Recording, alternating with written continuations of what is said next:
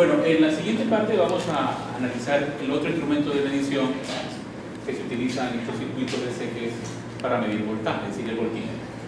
Si yo tengo la batería, ¿no?, con su polaridad más o menos, la corriente que está entregando la fuente a la carga, tanto R1 como R2, y queremos medir el voltaje que cae en el receptor R1, por ejemplo, ¿no?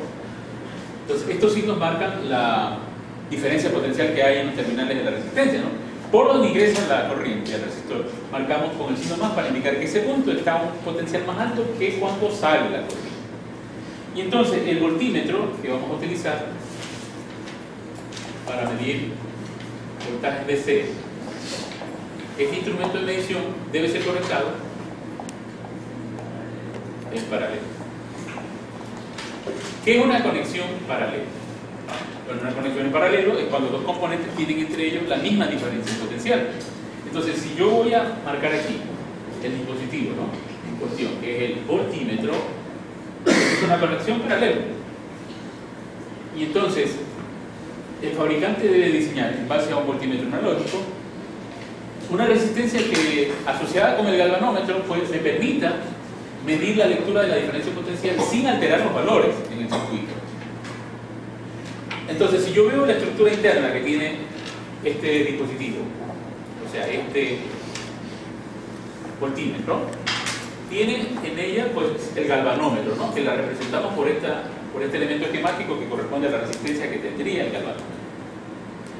Y, claro, aquí va a venir una corriente, que es la corriente que es la que está midiendo el dispositivo por la presencia de esta fuente que entrega, ¿no?, y esa corriente que va a pasar por el dispositivo. Y en esta ocasión, la limitación que debe encontrar aquí debe ser mínima, debe ser justamente la que le ofrezca la resistencia puesta en su camino. Cualquier otra resistencia que se conecte aquí debe ser la menor posible. Entonces, se debe diseñar una resistencia interna en este dispositivo, que la vamos a llamar RB, conectada en serie con la resistencia del galvanómetro, de tal manera que se permita obtener que en la conexión paralelo de este dispositivo debo poner una conexión de una resistencia en serie con la resistencia del galvanómetro. ¿De qué valor es esta resistencia que debe tener el voltímetro? Vamos a mirar de qué valor debe ser. Entonces,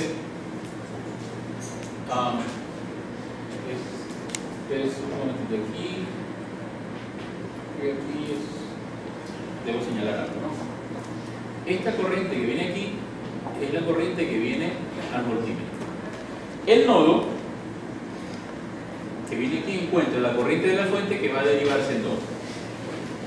La corriente que pasa por la resistencia, que debe ser en su totalidad la corriente que viene de la fuente, y la corriente que va al voltímetro, que casi que tiene que ser mínima.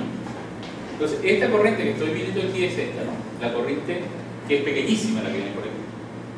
Entonces, esta corriente que viene a derivarse para el instrumento de medición la estoy llamando ICP. Entonces, esa corriente es casi cero, porque en su totalidad debe venir el paso de la corriente por la resistencia R1. Entonces, ejemplo, vamos a ver. Suponga que tenemos un instrumento con el mismo galvanómetro que se usó en el ejercicio de la amperina.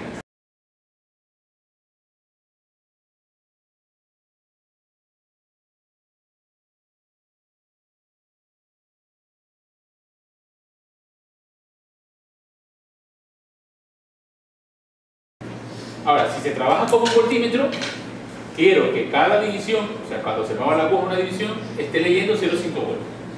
Por lo tanto, ¿cuánto es la lectura máxima del voltaje a plena escala? Es 0,5 voltios por división, multiplicado por las 50 divisiones. ¿Cuánto es eso?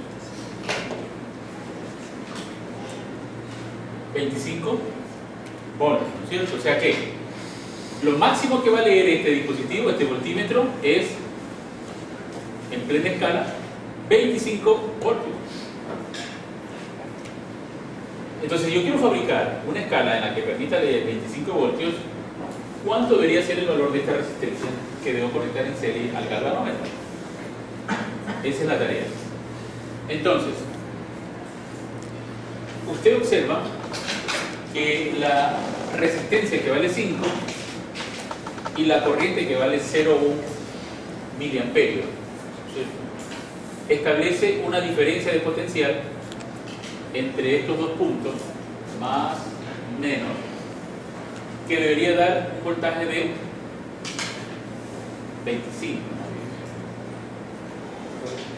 25 voltios. Sí, aquí yo voy a señalar 25 voltios. Quiero leer máximo 25 voltios entre estos terminales. Pero ese voltaje que se va a leer ahí debe ser igual a la caída de tensión que se produzca, tanto en el galvanómetro como en la resistencia interna de ese multímetro.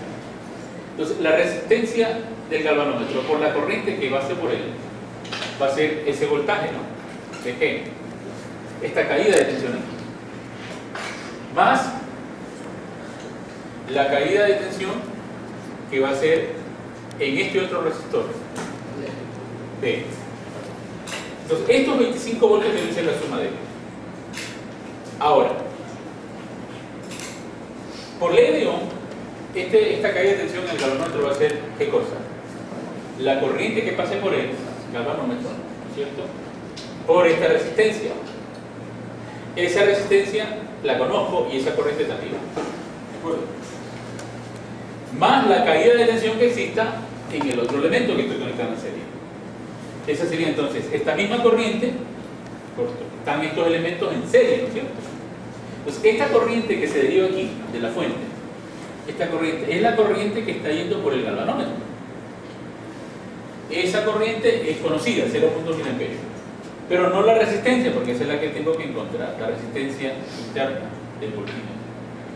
Entonces, en virtud de esto, yo puedo despejar, es decir, voy a poner acá, la resistencia interna va a ser igual al voltaje de plena escala menos lo que cae en el galvanómetro dividido para la corriente del galvanómetro.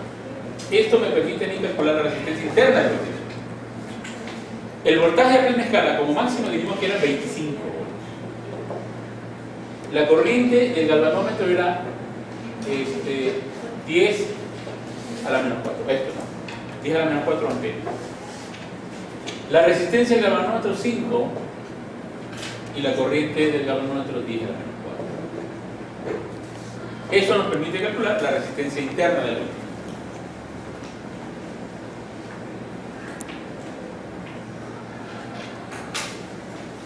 Y eso nos da 249.995 ohms. Casi 250, casi aproximadamente 250 kilo ohmios, casi 250 kilo ohmios. O sea, una resistencia interna en el voltímetro es alta.